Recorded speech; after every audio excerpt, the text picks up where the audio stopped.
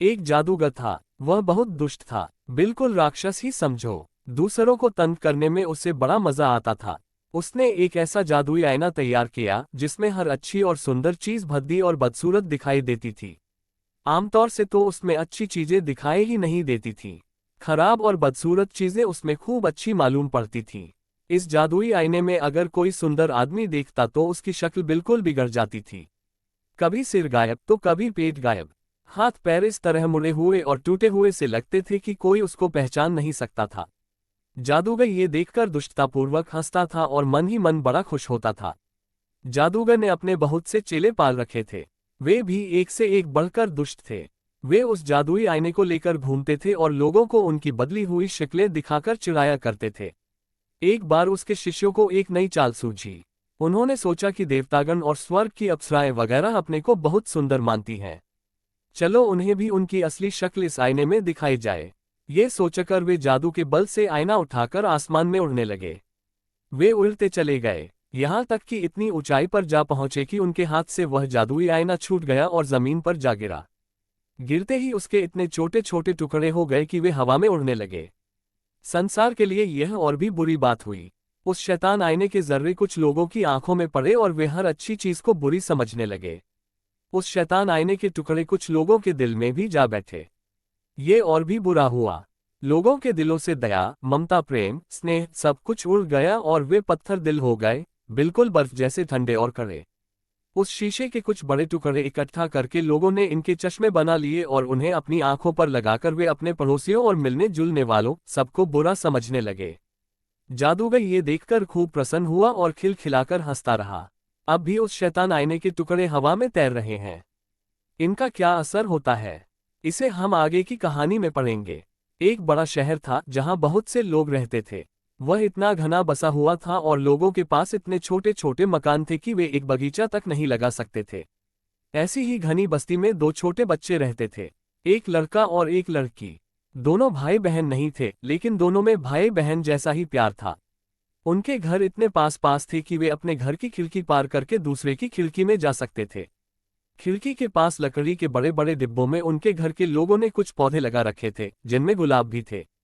जाड़े के दिनों में दोनों का मिलना जुलना बंद हो जाता था क्योंकि इतनी बर्फ गिरती थी कि खिड़कियों के शीशों पर भी बर्फ की मोटी तह जम जाती थी। वे एक दूसरे को देख भी नहीं पाते थे। ऐसे मौके पर वे किसी सिक्के को अंगीठी पर खूब गर्म करते थे और फिर उसे खिड़की के शीशे पर चिपका देते थे। इससे गर्मी पाकर उतनी जगह की बर्फ गल जाती थी और एक छोटा सा छेद बन जाता था। उसी छेद से दोनों एक दूसरे को देखते थे। लड़के का नाम था किटी और लड़की का नाम था गेरदा। कभी कभी लड़के की दादी दोनों को कहानियां, खासकर बर्फ की रानी की कहानियां सुनाती थी। एक दिन शाम को बाहर बर्फ गिर रहा थी। लड़का अपने कमरे में ही था। उसने एक छेद से झांककर बाहर देखा। बाहर पौधों के डिब्बों में बर्फ गिर रही थी। अचानक बर्फ के एक गोले पर उसकी नजर जम गई। उसने देखा कि बर्फ का वह गोला बढ़ते बढ़ते रुई के एक ढेर की तरह हो गया। यही नहीं, थोड़ी देर में लगा कि वहां सफेद वस्त्र पहने एक रानी बैठी है, जिसने तारों का मुकुट पहन रखा है। लड़का उसे देखता ही रह गया। क्या यही बर्फ की रानी है? अचानक रानी ने उसको अपनी ओर आने का इशारा किया। लड़का डर गया और खिड़की से नीचे उतर आया। अचानक उसने देखा कि एक बड़ी सी सफेद चिड़िया उसकी खिड़की के पास से उड़ गई है और बर्फ की रानी गायब हो गई। इसके कई दिन बाद की बात है। लड़का गेरदा के पास बैठा था। दोनों एक किताब के पन्ने उलट रहे थे जिसमें चिड़ियों और जंगली जानवरों के चित्र थे। तभी जैसे ही गिरजे की घंटी ने 12 बजाए, लड़का कहने लगा, लगता है मेरी आंखों में कुछ गिर गया है और मेरे सीने में दर्द हो रहा है। गेरदा ने उसकी आंखें देखीं, लेकिन उससे कुछ नहीं दिखाई दिया। असल में उसकी आंखों में उसी शैतान आईने का कोई बारीक टुकड़ा आ गिरा था। थोड़ी ही देर में वह गेरदा से झगड़ने लगा और बोला, तुम इस तरह रोती क्यों हो? और तुम्हारा चेहरा कितना भद्दा मालूम पड़ता है। छे असल में गेरदा हंस रही थी, लेकिन लड़के को उल्टा ही दिखाई देता था। वह फिर बोला, ये गुलाब के पौधे कितने भद्दे हैं, और यह डिब्बा भी सड़ गया है। उसने डिब्बे को ठोकर मार दी और फूल नोच डाले। लड़की चिल्लाए, अरे तुम ये क्या कर रहे हो? लेकिन वह नहीं माना और उसे धक्का देकर भाग गया। उस शैतान आईने के टुकड़े से अब वह बहुत शरारती और झगड़ालू हो गया था। वह दादी को मुंह चिढ़ाता, किताबें फाड़ डालता था और पड़ोसियों को तंग करता था। वह गेरदा को भी बहुत बहुत रुलाया करता था क्योंकि उसके दिल में भी शैतानी आईने के टुकड़े चले गए थे। जाड़े के दिनों में एक दिन वह गर्म कपड़े पहनकर और हाथों में दस्ताने पहनकर मोहल्ले के शरारती लड़कों के साथ खेलने निकल गया। वे लोग बर्फ पर फिसलने का खेल खेल रहे थे। उधर से जब लोगों की गाड़ियां गुजरती थीं तो लड़के अपनी फिसलने वाली स्लेजों को उनके पीछे बांध देते थे और दूर तक फिसलते चले जाते थे। किटी ने भी एक गाड़ी के पीछे अपनी स्लेज बांध दी और फिसलना शुरू कर दिया। उस गाड़ी में एक आदमी सफेद लबादा ओढ़े और मोटी सफेद टोपी लगाए बैठा था। वह आदमी बार बार मुड़कर किटी को अपने पीछे आने का इशारा करता था और किटी उसके पीछे पीछे फिसलता जा रहा था। गाड़ी शहर की सड़कों को पार करती हुई थोड़ी देर में शहर के बाहर आ गई। किटी कुछ घबराया। उसने अपनी स्लेज को गाड़ी से छुड़ाने की कोशिश की, लेकिन उसकी कोशिश बेकार गई। किटी ने चिल्लाने की कोशिश की, लेकिन उसके मुंह से आवाज ही नहीं निकली, और अगर निकलती भी तो वहां सुनता कौन। बर्फ तेजी से गिर रही थी। इतने में किटी ने देखा कि गाड़ीवान की टोपी और लबादा गायब हो गया और गाड़ीवान की जगह सफेद वस्त्र पहने एक सुंदर देवी आ बैठी। किटी ने फौरन पहचान लिया, ये बर्फ की रानी थी।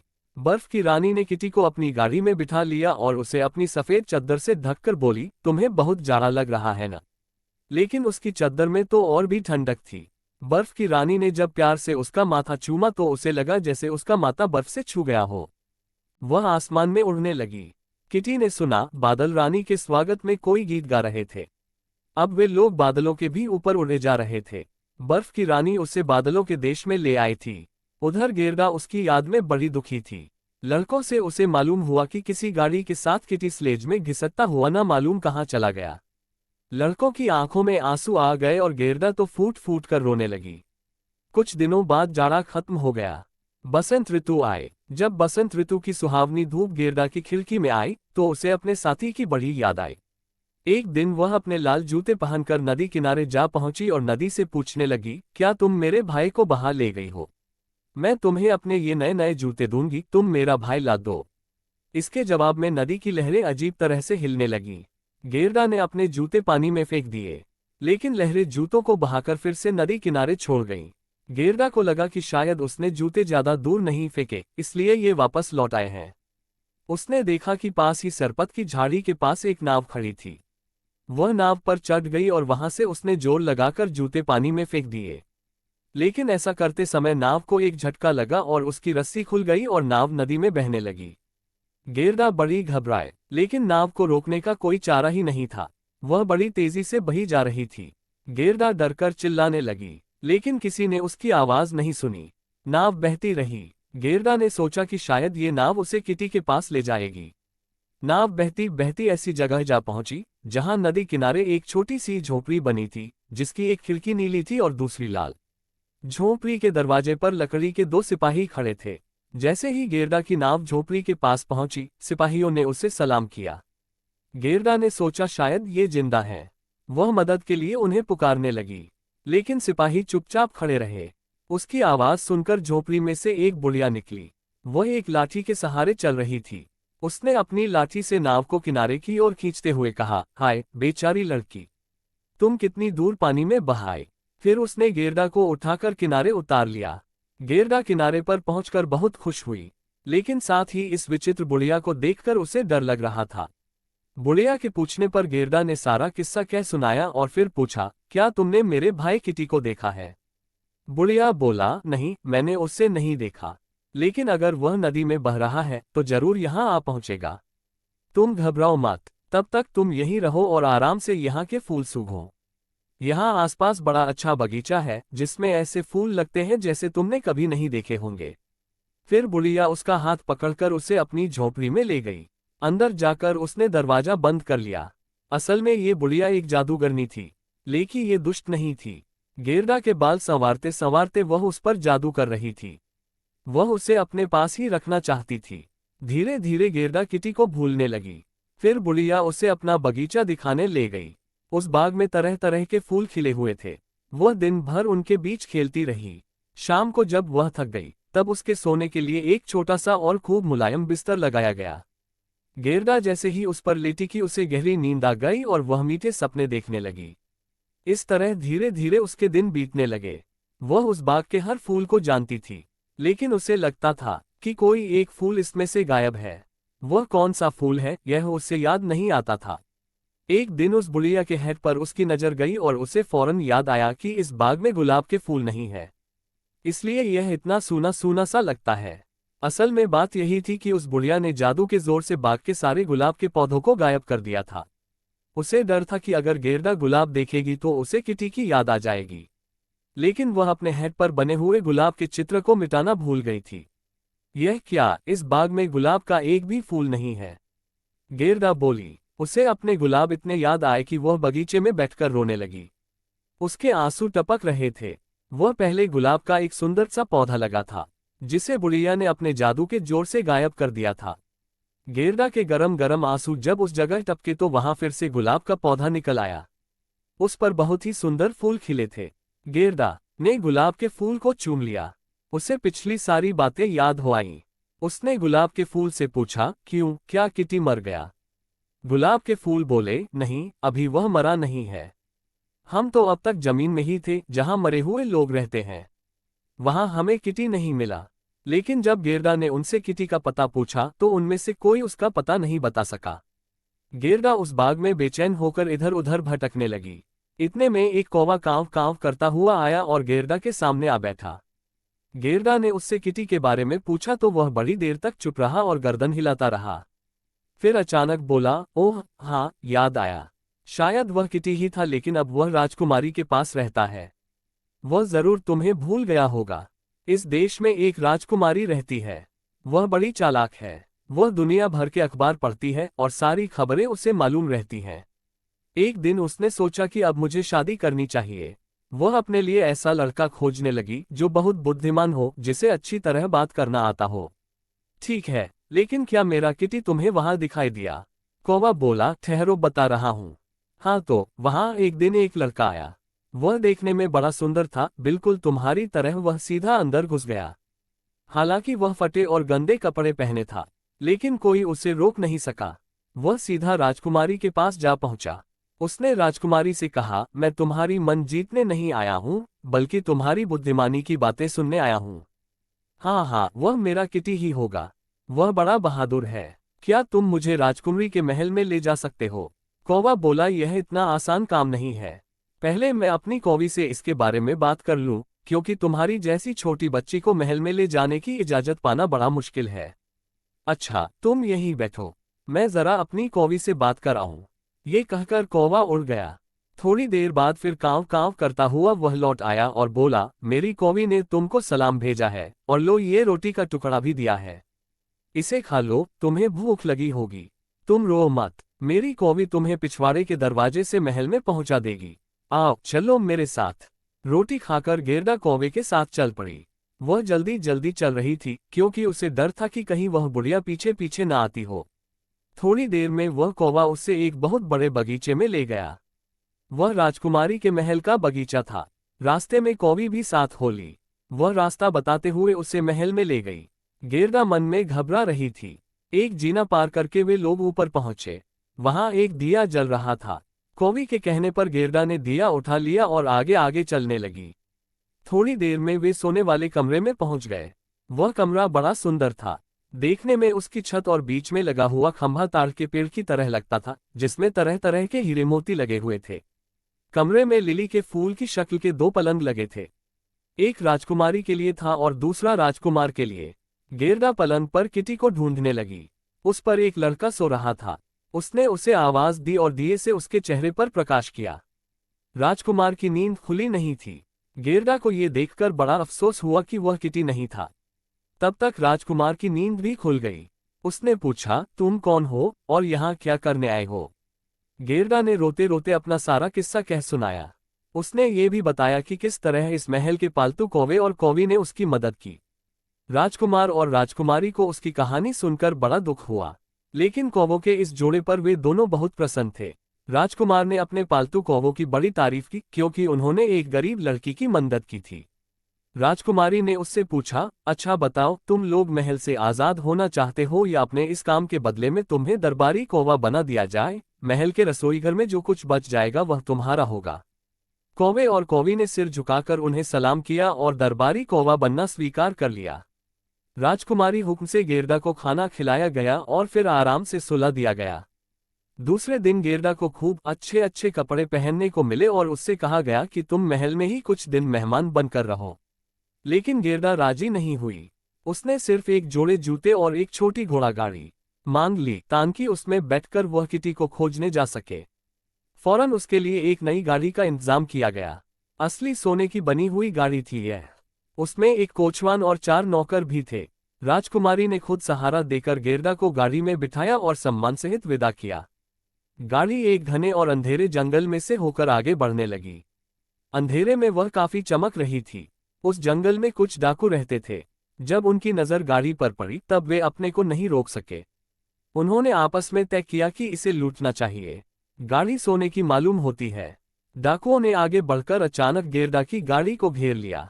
उन्होंने कोचवान और नौकरों को मार डाला और गेरदा को गाड़ी के बाहर खींच लिया। तब तक एक बूढ़ी लुटेरिन भी वहां आ पहुंची। उसका आदमी लुटेरों का सरदार था।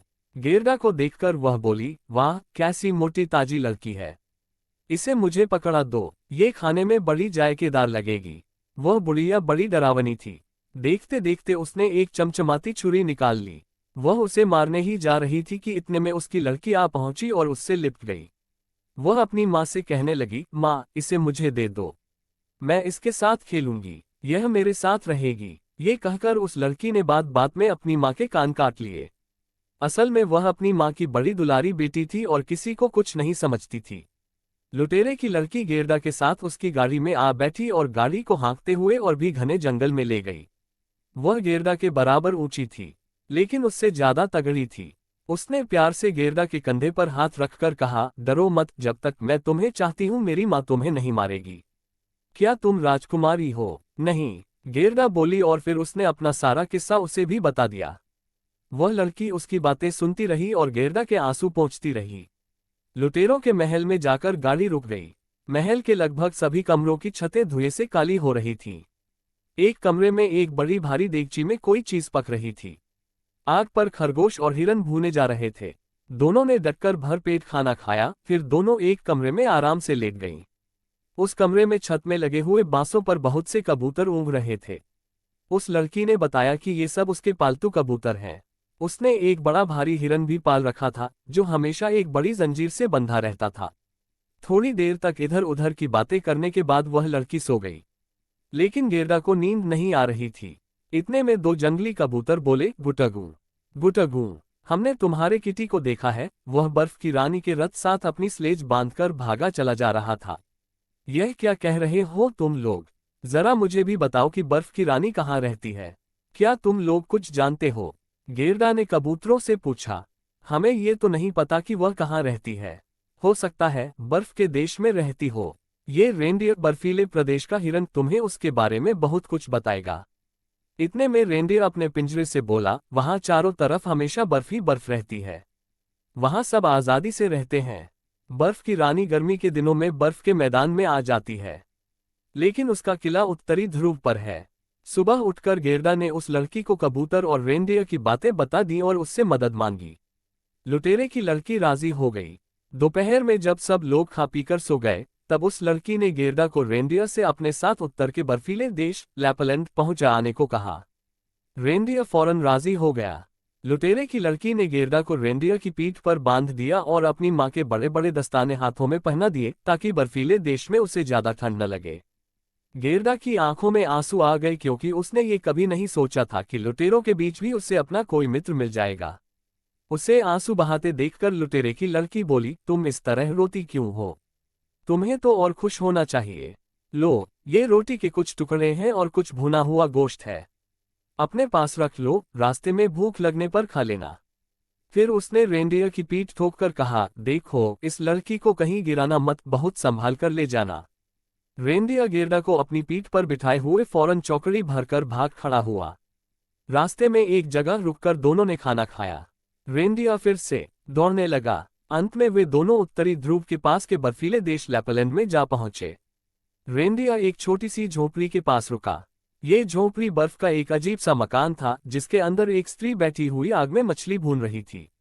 अंदर जाकर रेंडियर ने पहले तो गेरदा का किस्सा कह सुनाया और फिर अपनी राम कहानी सुनाई। गेरदा को इतना जाड़ा लग रहा था कि वह एक कोने में दुबक कर बैठ गई। गेरडा का किस्सा सुनकर वह स्त्री बोली, बेटी अभी तुम्हें बहुत दूर जाना है। यहाँ से 100 मील दूर फिनलैंड नामक एक देश पड़ता है। आजकल बर्फ की रानी ने वहीं पर डेरा डाल रखा। उसके खेमे में रोज रात को नीले रंग की बत्तियां जलती हैं। लो, एक मछली के सूखे हुए टुकड़े पर मैं तुम्हें एक चिट्ठी लिख देती हूँ क्योंकि मेरे पास कोई कागज नहीं है। ये चिट्ठी तुम रास्ते में रहने वाली फिनलैंड की एक स्त्री को दे देना। वह तुम्हें आगे का रास्ता बता देगी। उसने गेरडा को खाना खिलाया। गेरडा ने कुछ तक आग तापी और फिर वह उसकी चिट्ठी लेकर रेंडियर की पीठ पर सवार हो गई। रेंडियर दौड़ने लगा। रेंडियर रात भर दौड़ता रहा और फिनलैंड जा पहुंचा। वह उस स्त्री की झोपड़ी जानता था जिसके नाम गर्दा एक चिट्ठी लेकर जा रही थी। उसने वहां जाकर आवाज लगाई और फिर घुटनों के बल रेंगते हुए दोनों उसकी झोपड़ी में घुस गए। अंदर आग जल रही थी। गेरडा आग तापने बैठ गई। उस स्त्री ने सूखी मछली पर लिखी हुई चिट्ठी 2-3 बार पढ़ी और फिर मछली को खाने के लिए संभाल कर रख लिया। फिर उसने रेंडियर से कहा, इस लड़की का भाई किटी अभी तक बर्फ की रानी के साथ ही रहता है। उसे यहाँ की चीजें इतनी अच्छी लगती हैं कि वह और सब कुछ भूल गया है। अब वह यहाँ से जाना नहीं चाहता। लेकिन असली बात तो यह है कि उस जादुई आईने के कुछ टुकड़े उसकी आंखों और उसके दिल में घुसे हुए हैं, जिससे वह हर खराब चीज को अच्छी समझने लगा है और बर्फ की रानी के असर में रहता है। जब तक वे टुकड़े नहीं निकलते तब तक वह एक अच्छे लड़के की तरह नहीं सोच सकता और बर्फ की रानी उसे बराबर अपने असर में रखेगी। ये सुनकर रेंडियर बोला, तो तुम इस नन्ही बच्ची पर दया करके इसे कोई चीज क्यों नहीं दे देती जिससे यह इस मुसीबत में काम ला सके और बर्फ की रानी के असर से किटी को छुड़ा सके।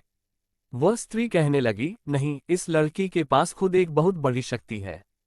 इसी शक्ति के बल पर यह बर्फ की रानी के महल में पहुंच सकती है और किटी की आंखों और उसके दिल को जादुई आईने के असर से बचा सकती है। इसके पास जो शक्ति है वह है इसका पवित्र और प्रेम भरा हृदय। उसी के बल पर इसे जीत मिल सकती है। यहाँ से 2 मील पर बर्फ की रानी का बगीचा है। तुम वहीं एक झाड़ी के पास इसे छोड़कर फौरन लौट आना। ये कहकर उसने गेरडा को रेंडियर की पीठ पर बिठा दिया और रेंडियर तेजी से दौड़ने लगा। थोड़ी देर में वह बर्फ की रानी के बगीचे के पास आ पहुंचा। वहां उसने गेरडा को उतार दिया और उसे चूम लिया। उसकी आंखों में आंसू आ गए। गेरडा की आंखें भी भीग गईं। इतने अच्छे रेंडियर से अलग होते हुए उसे बड़ा दुख हो रहा था। फिर रेंडियर वहां से फौरन लौट आया। अब गेरडा उस सुनसान बर्फीली जगह में अकेली रह गई। गेरडा नंगे पैर ही बर्फ पर दौड़ने लगी। उसने देखा कि बर्फ के कुछ टुकड़े उसका पीछा कर रहे थे। धीरे धीरे उनका आकार बदल गया। असल में वे बर्फ की रानी के सिपाही थे और वे देखने में बड़े अजीब से लगते थे। गेरडा ने डरकर अपनी प्रार्थना दोहरानी शुरू की। थोड़ी ही देर में वहां बहुत से फरिश्ते आ पहुंचे। उन्होंने बर्फ के सिपाहियों को मार भगाया। यही नहीं, उन्होंने गेरडा के पैरों और हाथों को भी छू लिया, जिससे अब उसे जाड़ा बिल्कुल नहीं लग छू सकता था। अब वह शान के साथ बर्फ की रानी के महल घुस गई। उस महल की दीवारें बर्फ की बनी हुई थीं। खिड़कियों के शीशे भी पतले बर्फ के बने हुए थे। उस महल में सैकड़ों कमरे थे। वे सब उत्तरी प्रकाश से जगमग थे। सबसे बड़े कमरे के बीच में एक बहुत बड़ी झील थी जिसका पानी अक्सर जमा रहता था। बर्फ की रानी जब यहाँ रहती थी तो उसी झील के बीच बैठा करती थी। वहां नन्हा किटी मारे ठंड के नीला पड़ गया था। फिर भी उसे जाड़ा नहीं लगता था क्योंकि बर्फ की रानी ने उसका शरीर छूकर उसे जाड़ा सहने लायक बना दिया था। बर्फ की रानी कुछ दिनों तक यहाँ रहती थी और कुछ दिन गर्म देशों की यात्रा के लिए जाती थी। वह जहां जाती थी वहां जाड़ा आ जाता था। लोग ठंड से ठिठुरने लगते थे और पहाड़ों की चोटियों पर बर्फ जम जाती थी। बर्फ की रानी आजकल वहां नहीं थी। गेरडा ने जब महल में घुसने की कोशिश की तो दरवाजे पर तैनात बहुत ठंडी हवाओं ने उसका रास्ता रोकने की कोशिश की, लेकिन गेरडा ने जैसे ही अपनी प्रार्थना याद करनी शुरू की कि उसका रास्ता आसान हो गया। अंदर जाने पर उसने देखा कि किटी एक जगह बैठा बर्फ के टुकड़े से खेल रहा था। गेरडा उसे फौरन पहचान गई और उसके गले में हाथ डालकर बोली, किटी, किटी, आखिर मैंने तुम्हें खोज ही लिया। लेकिन वह चुपचाप पत्थर बना बैठा रहा। यह देखकर गेरडा को रोना आ गया। उसके आंसू किटी पर टपकने लगे। उसके इन आंसुओं से किटी का सारा जादू उतर गया। उसकी आंखों से, उसके दिल से जादुई आईने के टुकड़े धुल गए। अब उसने गेरडा को पहचान लिया। दोनों एक दूसरे से मिलकर बेहद खुश हुए। उन्हें खुश देखकर बर्फ के टुकड़े भी खुशी से नाचने लगे। गेरडा के छूने से अब किटी पर जादू का जरा भी असर नहीं रहा। उसे अब ठंड भी लगने लगी। दोनों ने वहां से भाग चलने का निश्चय किया। गेरडा उसे महल के बाहर ले आए और उस झाड़ी के पास गई जहां पिछली बार रेंडियर ने उसे छोड़ा था। उसे ये देखकर बड़ा आश्चर्य हुआ कि वह रेनडियर वहां तैयार खड़ा था। यही नहीं, वह अपने साथ एक छोटा रेनडियर और ले आया। दोनों एक एक की पीठ पर सवार हो गए। थोड़ी ही देर में रेनडियर उन्हें फिनलैंड वाली स्त्री के घर ले आए। वहां उन्होंने खाना खाया। इसके बाद वे लैपलैंड वाली स्त्री के यहाँ पहुंचे। उसने उन्हें नए कपड़े दिए और एक स्लेज गाड़ी दी। लैपलैंड की सीमा के पार जहां से बर्फीला प्रदेश खत्म हो जाता था, वहां पहुंचकर उस स्त्री ने उनसे विदा ली। दोनों रेनडियर भी उसी के साथ लौट गए। अब दोनों पैदल ही चलने लगे। कुछ दूर चलने पर अचानक एक जगह झाड़ी के पीछे से एक बहुत बढ़िया घोड़ा निकल आया। गेरदा उसे पहचान गई। यह उन्हीं घोड़ों में से एक था जो उसके सोने के रथ में जुटे थे। इस घोड़े पर वही लुटेरों की लड़की बैठी थी। वह घर से ऊब गई थी और यात्रा पर निकली थी। वह गेरदा से मिलकर बड़ी खुश हुई। उसने बताया कि वह राजकुमार अपनी राजकुमारी को लेकर दूर देश में चला गया और वह कौवा मर गया जिसने गेरदा की मदद की थी। फिर गेरदा और किटी ने अपनी अपनी कहानी सुनाई। वह लड़की बोली, अच्छा अब मैं चलूं। अगर कभी मैं तुम्हारे घर की तरफ आऊंगी तो तुम लोगों से भी मिलूंगी। ये कहकर वह घोड़ा दौड़ाती हुई आगे बढ़ गई। गेरदा और किटी आगे चले। चलते चलते वे लोग आगे एक बड़े शहर में पहुंचे। कुछ सड़कों को पाकर आगे जाने पर फौरन उन्होंने पहचान लिया कि यह तो उनका अपना शहर है। गेरदा अपनी दादी का मकान पहचान गई। दोनों अंदर चले गए। वही कमरा, वही सब कुछ। घड़ी उसी तरह टिक टिक कर रही थी। किसी चीज में कोई फर्क नहीं आया था। फर्क था तो सिर्फ उन्हीं दोनों में। वे अब काफी बड़े हो गए थे। खिड़कियों में अब भी गुलाब के फूल खिले हुए थे। दोनों घर लौटकर कितने खुश थे।